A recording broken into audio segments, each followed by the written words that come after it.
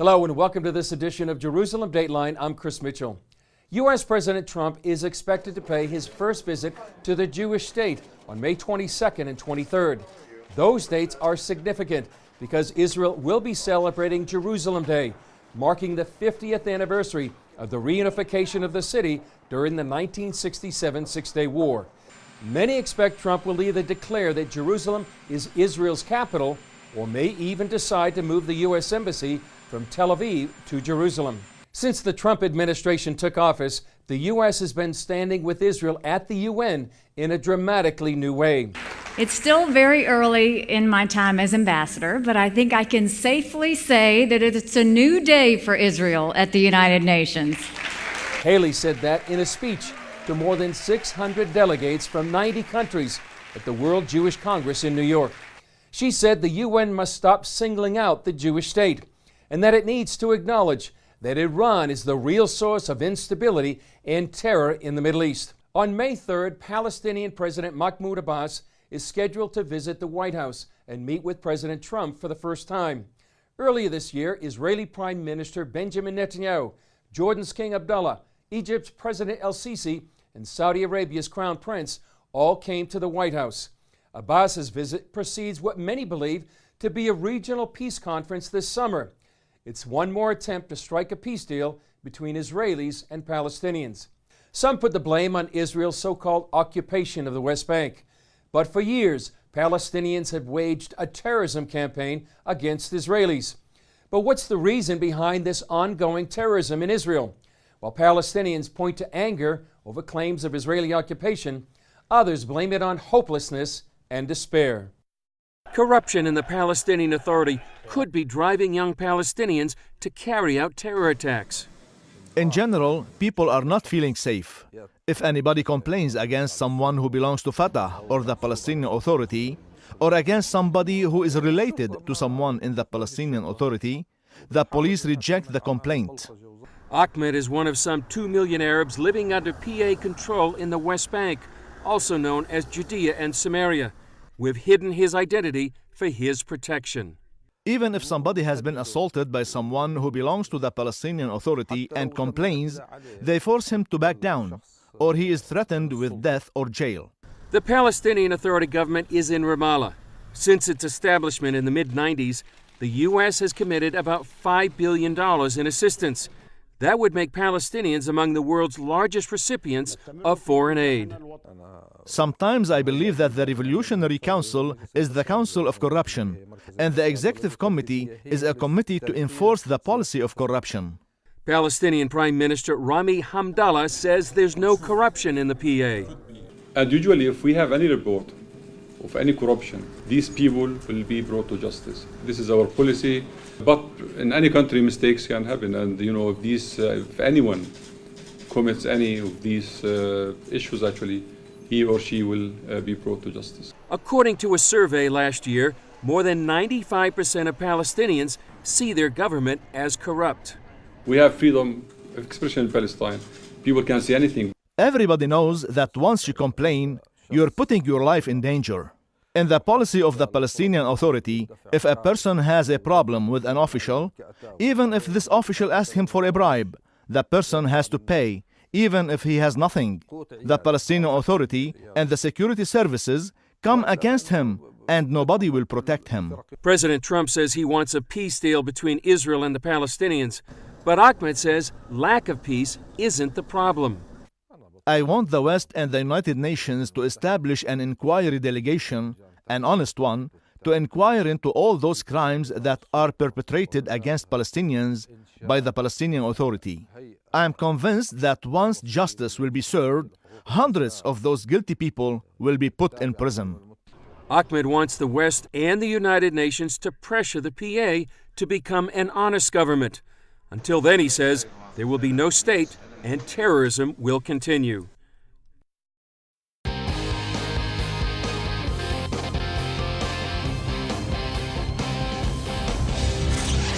Welcome back to Jerusalem Dateline.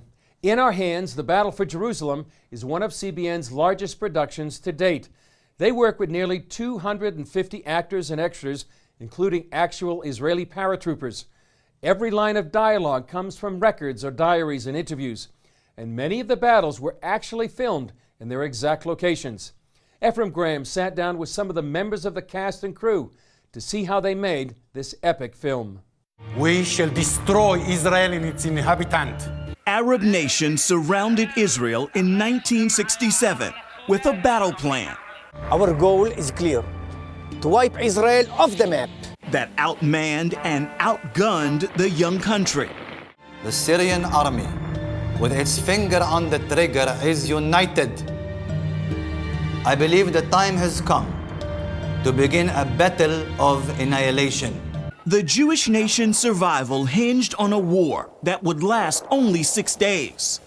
Those days are relived in the film In Our Hands, The Battle for Jerusalem, through the compelling stories of Israeli paratroopers. If you leave here, you won't be coming back.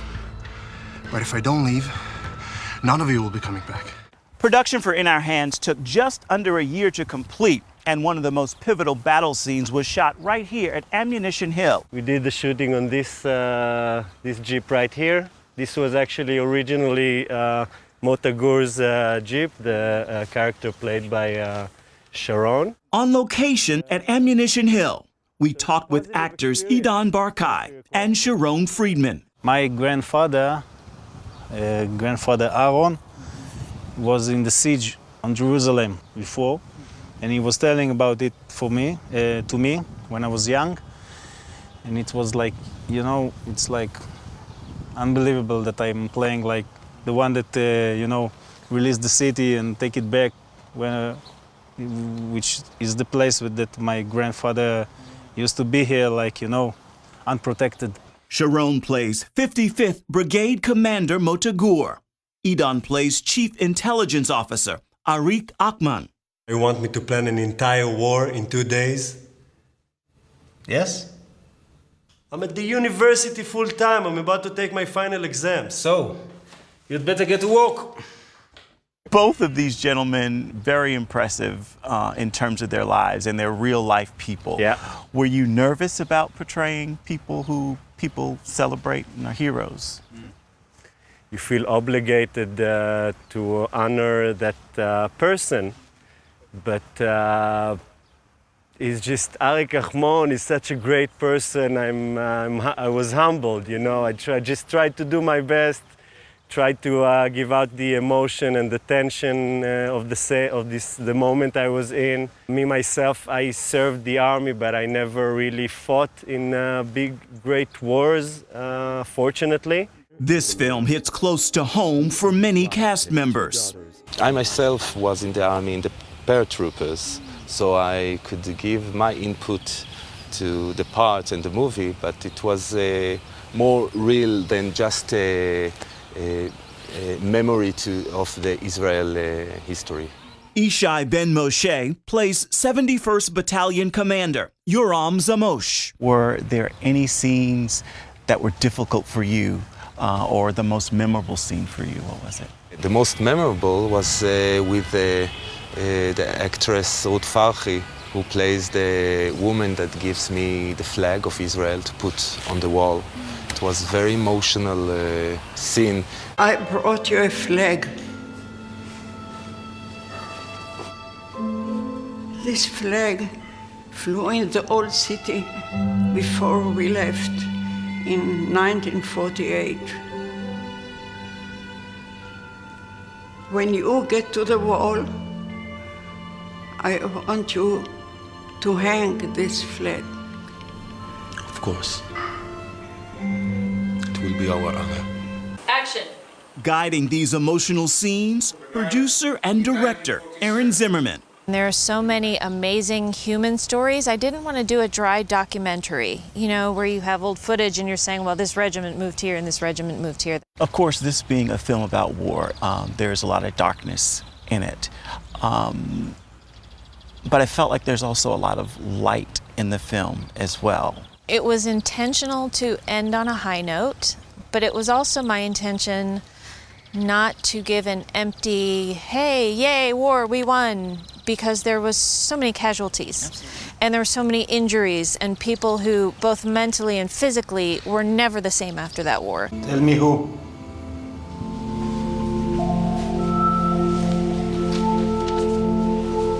Giora Ashkenazi, Yair Goldberg, Zaki David, Yoav Tsuri. Ephraim Graham, CBN News, Jerusalem. At this year's APAC conference, CBN CEO Gordon Robertson spoke to an enthusiastic crowd about the film's inception. Tell us, why did CBN decide to make this film? Why now? Well, we were in the middle of shooting The Hope, which came out last year. And this is 2 years ago, and Aaron Zimmerman, the writer-director of that, said we need to do something on the Six-Day War. And so I said, okay, but realize if it's going to be released on the 50th anniversary, we can't extend the deadline. We've got to hit the deadline. And that was after, The Hope ended up into a delay process, and so it was some risk, but I said, yes, let's do it. And what I really liked about it was we were going to tell it from the standpoint of the soldiers of the 55th Paratrooper Brigade, that let's see the war from their eyes. And not do it as a documentary of the Six-Day War, but do it as a documentary of the men who actually fought.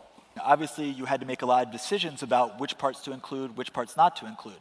One might think that you'd start the film with the beginning of the war, or maybe the Jordanian attack on Jerusalem. Instead, you start the war 3 weeks earlier during a period known as the Waiting.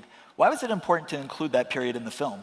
Well, I thought it was important to show the world just how perilous the situation was for Israel, that it truly was a miracle that they won.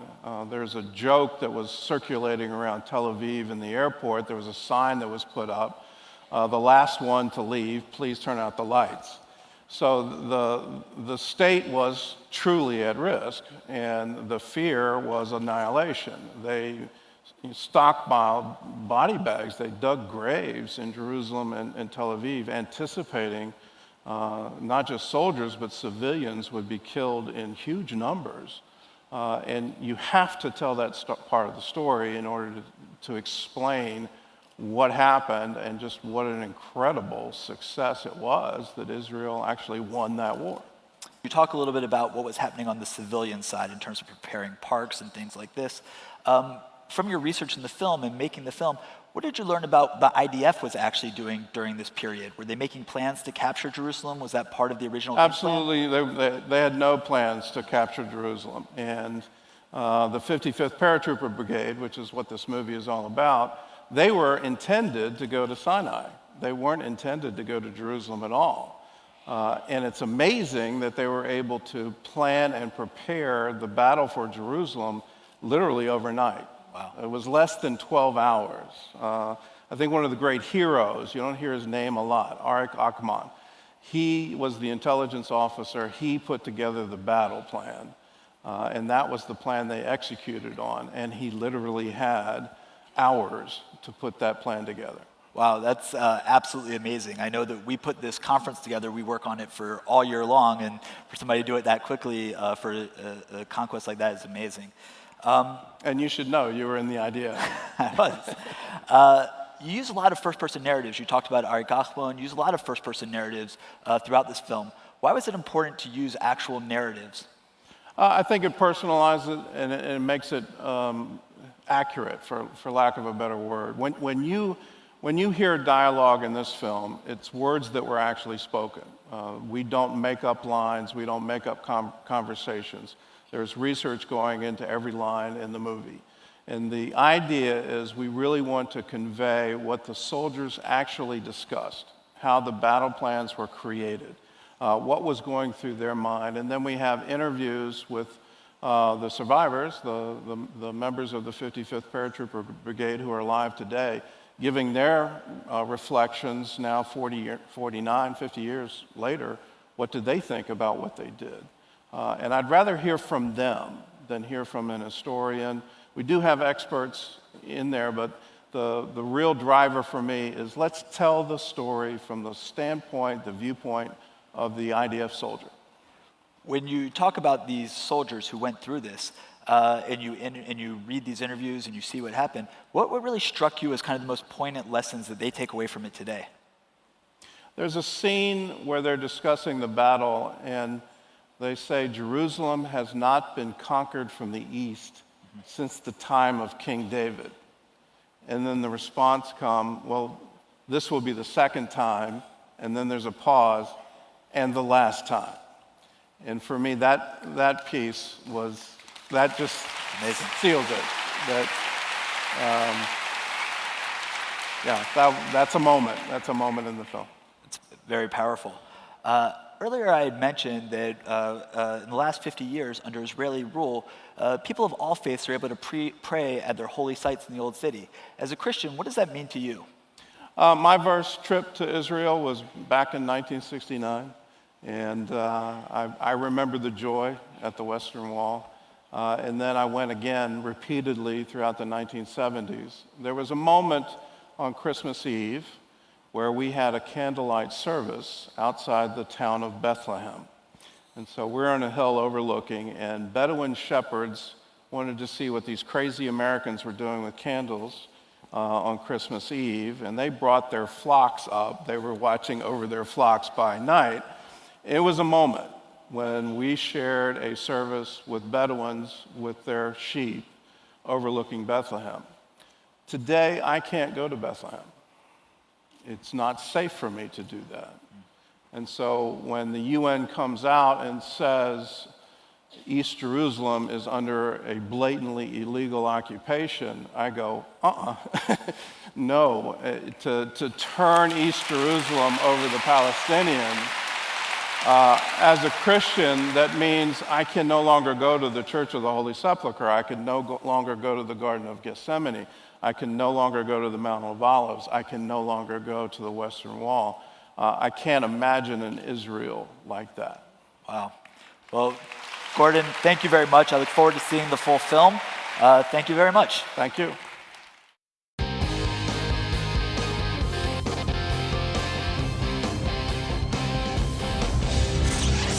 Welcome back.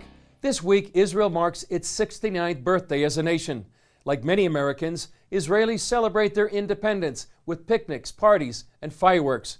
But those celebrations often pale in comparison to the miracle that led to their independence.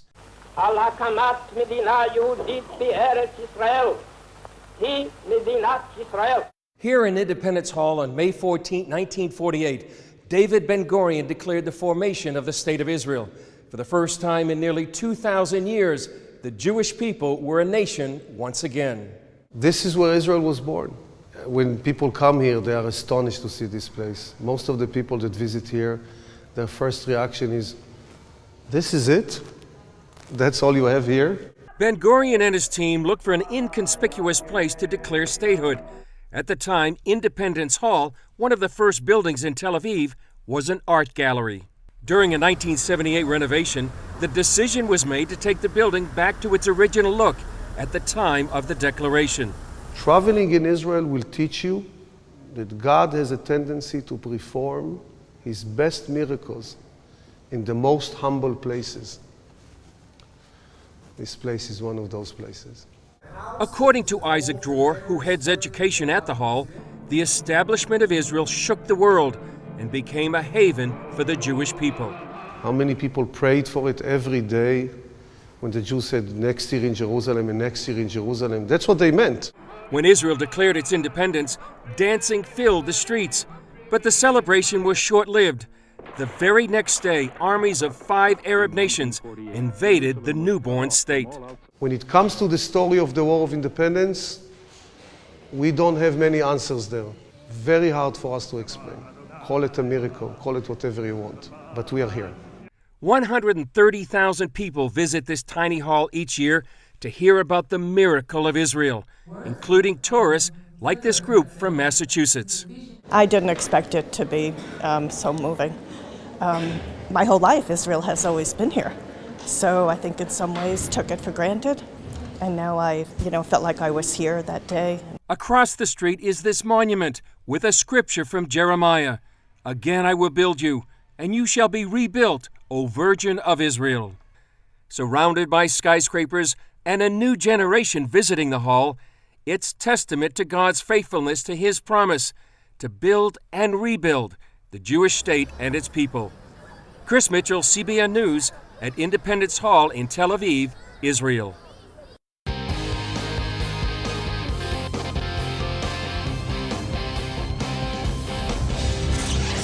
Welcome back.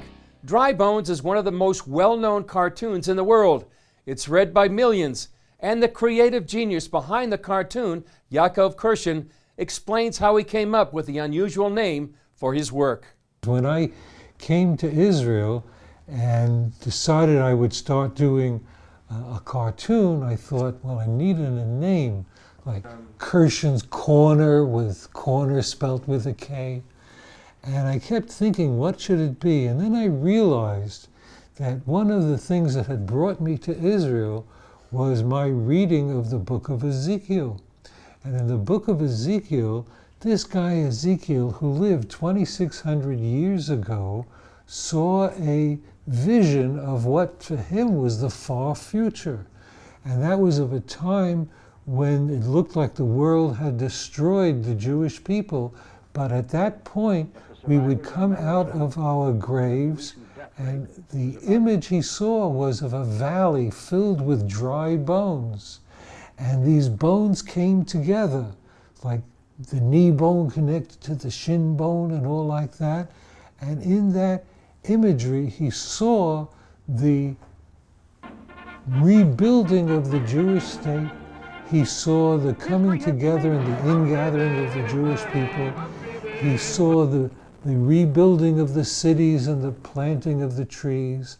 And therefore, if I was going to do a cartoon about what was happening today, all I could do would be to add to what he had seen incredibly 2,600 years ago. And so I decided to call it Dry Bones, thinking that everyone would understand. Well, that's it for this edition. Thanks for joining us. Remember, you can follow us on Facebook, Twitter, Instagram, or YouTube. I'm Chris Mitchell. We'll see you next time on Jerusalem Dateline.